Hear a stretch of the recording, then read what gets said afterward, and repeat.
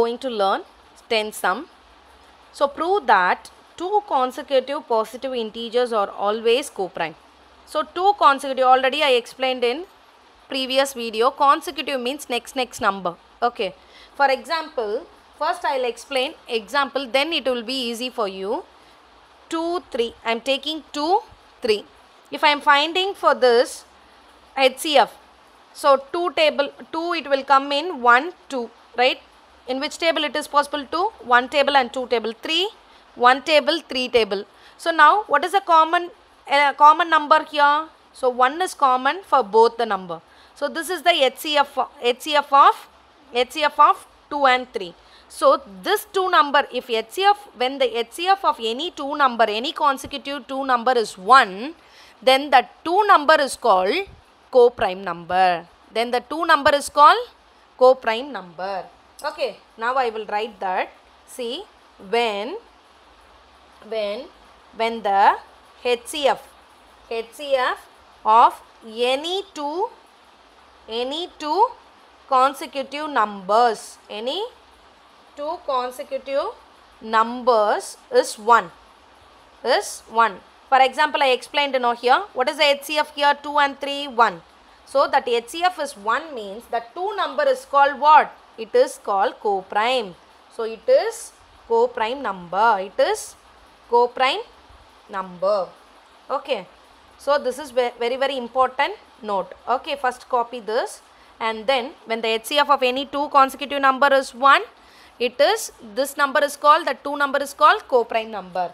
Okay, now I am going to consider, I don't know, they didn't give any numbers here. So I am going to consider next consecutive number means I am going to consider here, let the two consecutive integers, that means numbers, okay, two consecutive integers be n and n plus 1. Okay, 2 number I am going to take. Here I am taking 2 means 2 plus 1 what? 3. So now I explained previously. So that only. Okay. Instead of number I am going to take n like this. N and n plus 1. So you know very well by using what? Euclid division algorithm. By using Euclid division algorithm. What is the formula? A equal to B cube plus R.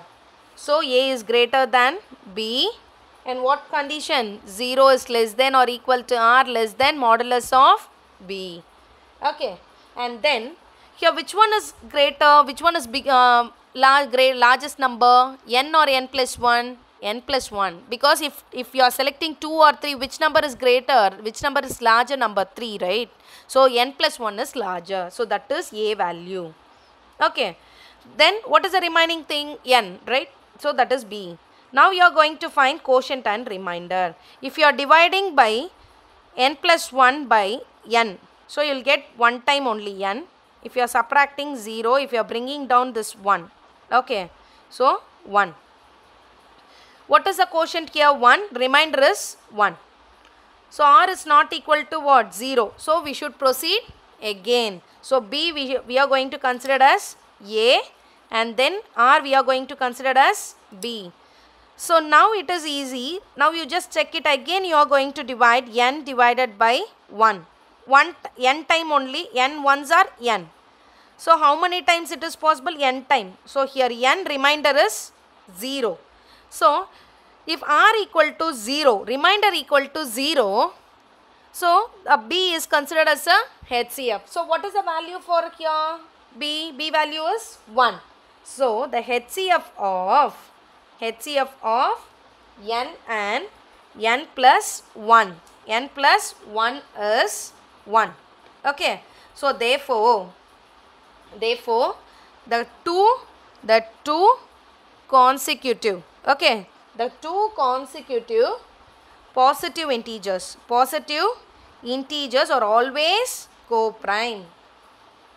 Two positive integers, consecutive positive integers are always coprime.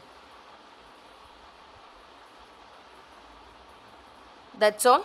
this exercise over. We will see next exercise. Thank you.